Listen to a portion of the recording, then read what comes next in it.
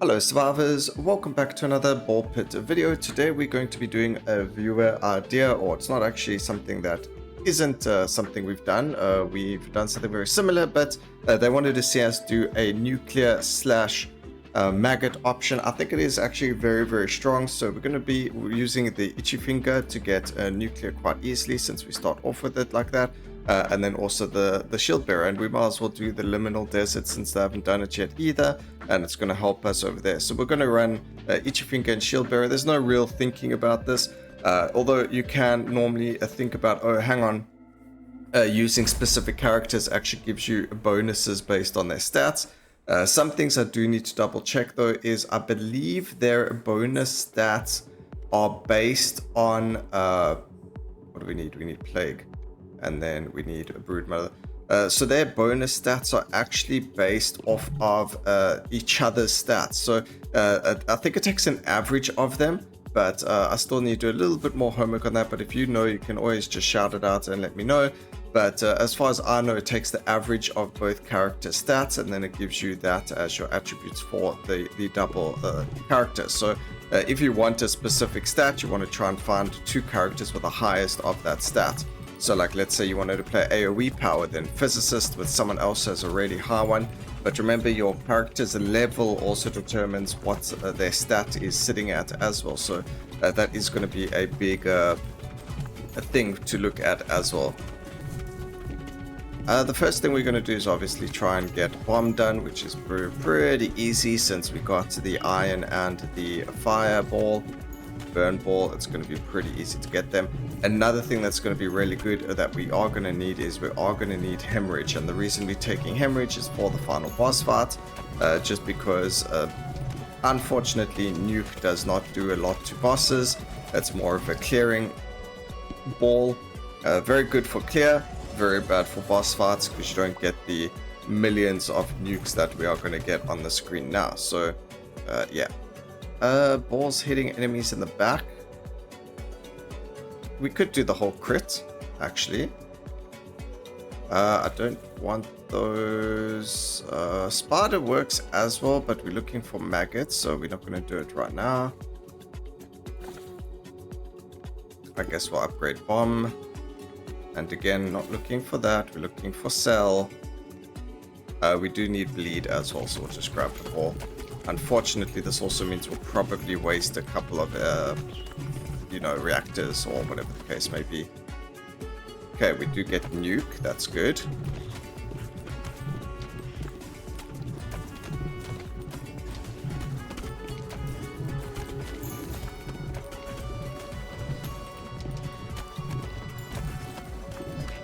I was about to say we just need one more level, but of course, because we're playing the shield bearer, you don't get the opportunity. And now we can level up the bleed, that's fine. We can take the area of effect, but I've learned that a lot of the time if you can get all 5 of the crit items, or all 4 of them, sorry, and then you evolve them, that's 100% crit chance, regardless of where you're hitting the enemies from. And then after that you can even get your crit deal more damage, and it puts you in a really good space. The only other thing is we could go and grab the gem spring is also extremely strong, especially when you're playing the shield bearer, because you just get so much XP from it. Alright, so nuke is up. We do have maggots available. We just need to level up the cell one more time. And then I just need a iron ball and we Gucci. And we haven't even reached the first mini boss, so that's pretty good.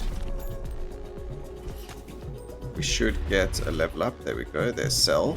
So that's sorted. Now we just need to beat this guy up, which we can do quite easily by just sitting over here like this, I think it is. Oh, do you know what? We took the core set. Okay. So we won't beat him up as easily as I wanted to. Alright, still a pretty decent beat up. So there's maggot. We just need to level up maggot 2 times now. And nuke. So we need 4 levels. We've got 3.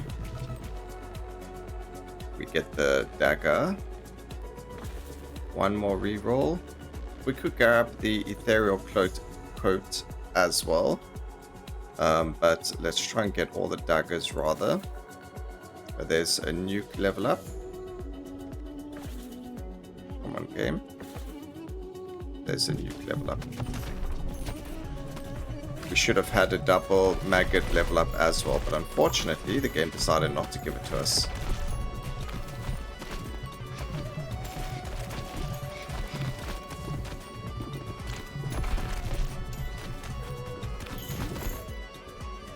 We can't do the fusion, so we are going to have to do the fission upgrade. It's not the end of the world. There are plenty of them available. So now we're just looking for an iron ball.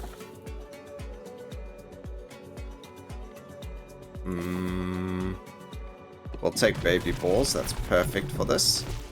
If we can get cornucopia, that will work as well.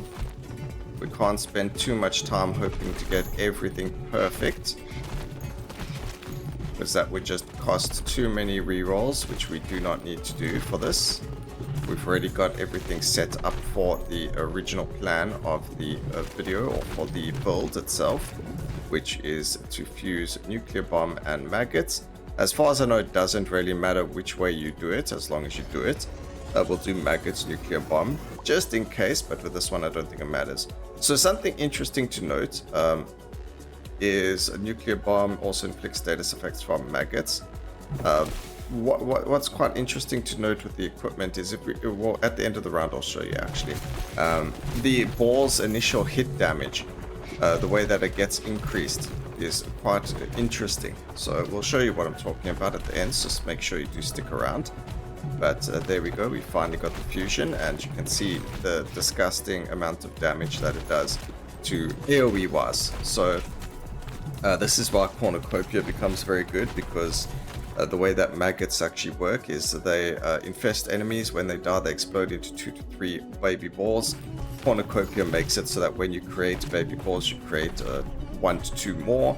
So you'll actually be creating even more of these explosions than what you were previously. So quite a disgusting little setup. But it is what it is. We're going to keep all our level ups right now, because we do have the necessary evolution for hemorrhage. I was going to say hemophilia, but it's just hemorrhage. So we should get it now or whenever, and we'll keep the levels to level it up.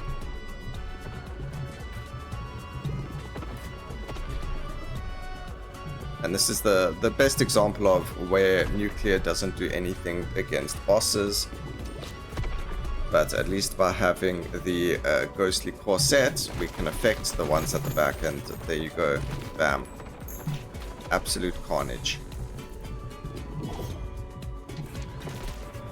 When it eventually defeats the something at the back there. There we go.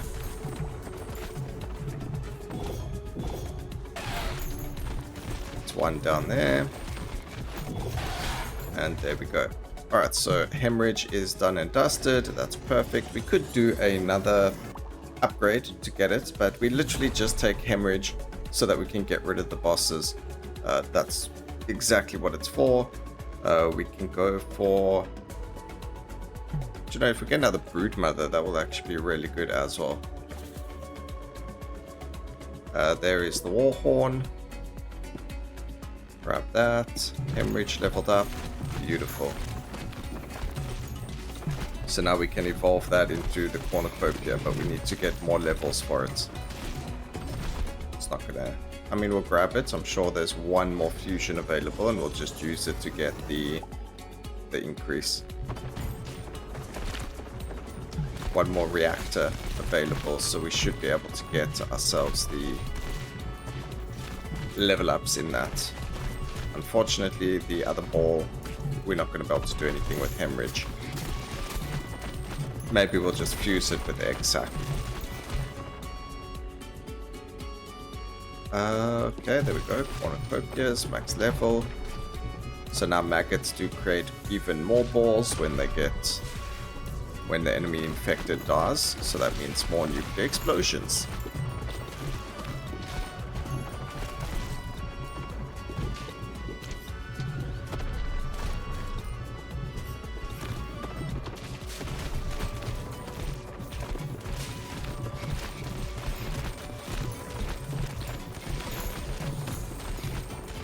There's something just so satisfying about that.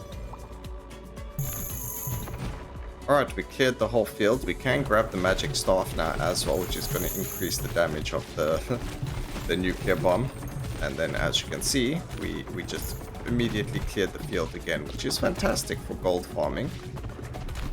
Especially on the level like the Void or something, where you want to defeat as many enemies as humanly possible.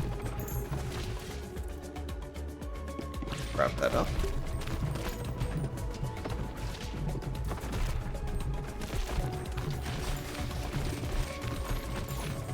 And then when we get the boss, we're actually just going to shoot straight forward so that hemorrhage can do what it needs to do.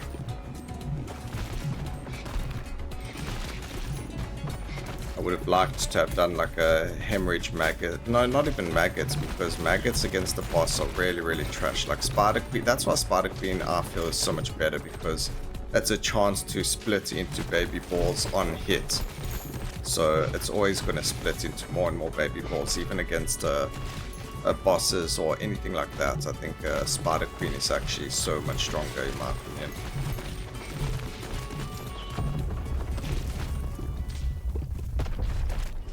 I think maggots makes it so it's very destructive, and that's which is pretty cool.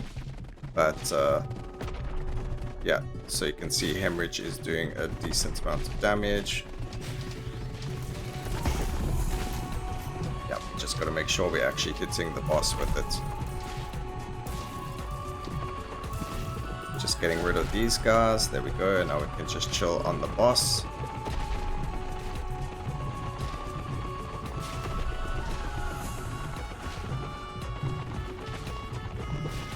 Unfortunately, even though the ball is hitting the boss, it doesn't increase the hemorrhage damage on bounce. So it's only going to increase the damage. Its damage is dealt, so it's like 40% per bounce if you fuse a hemorrhage with something. So right now hemorrhage is sitting at I think it's 20 or 30%, but it does go up to even more when you fuse it with anything else. So this is what I wanted to talk about at the end of the round. When you fuse two balls, two evolutions, they get bonus stats on their base evolution. So hemorrhage is a 30% bleed of max health bleed, but if you go and you add a fusion to anything, it becomes 40%. So you do want to try and fuse it just so the ball deals more damage. The base damage gets increased, as well as the actual the effect percentage. But yeah, we'll show you that when we've defeated this lizard over here. It's not a lizard. The snake.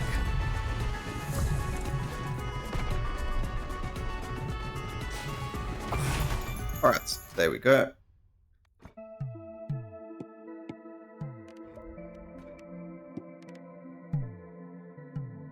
So if we take a look at it over here, that is a disgusting amount of damage actually, 8.3 million. But what happens is, as you can see, the ball damage from maggots is 223 to 410.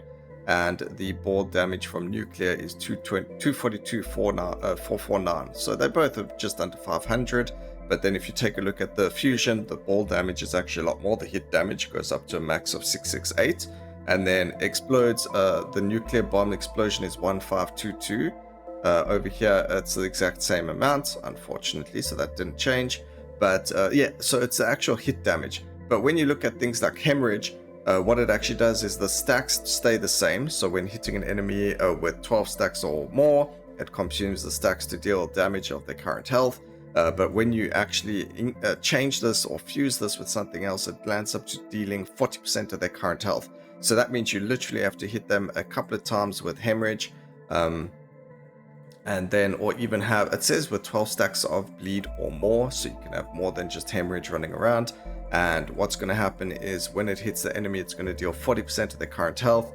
It's current health, so obviously you can never go under 1 health with it, but you do land up bleeding enemies over time, or whatever the case may be, and then it just lands up defeating them. So you want to try and up that number, so obviously fuse it with other things, and then use a whole lot of bleed to go with it. So I hope you guys enjoyed the video. I hope maybe this taught you something in the same time as well. Otherwise, just, yeah, I hope you enjoyed it. Please remember to like, comment, and subscribe for more videos like this in the future. And always remember, keep safe, survivors. Until next time, cheers.